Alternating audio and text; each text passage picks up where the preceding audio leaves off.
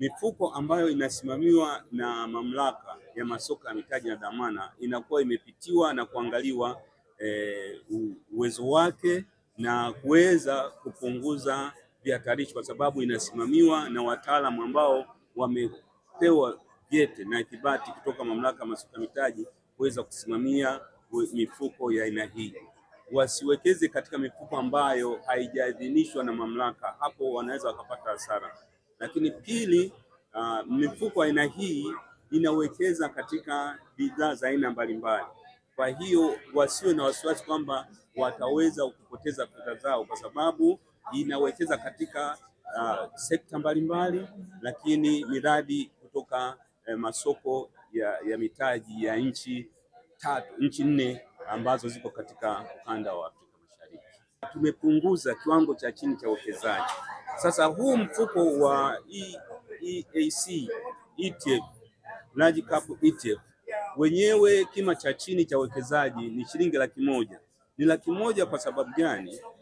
Huu mfuko unawekeza katika taasisi, katika makampuni makubwa, hisa za kampuni za Safaricom ambazo bei zake ni kubwa. Kwa hiyo ukiwa na kima cha chini cha shilingi 100,000 utaweza kuwekeza katika mifuko hii, wakati ambapo ungeweza kuwekeza katika moja kwa moja Safaricom ungehitajika kuwekeza kiasi kikubwa cha pesa. Kwa hiyo kwa mwekezaji wa chini, mfuko huu utaorodheshwa kwenye soko la hisa la Dar es Salaam. Kwa hiyo utaweza kuuza hisa zako ukapata faida kwenye soko la hisa la Dar es Salaam. Unaweza ukanunua, na vile vile faida zitakazopatikana kutoka kwenye hizi hisa zote za kwenye mfuko, hizo faida ni gawio, dividends tunasema, na pamoja na ongezeko la bei za hizo hisa. Hizo zote utazipata kwa hisa yako kwenye soko la Dar es Salaam kupanda.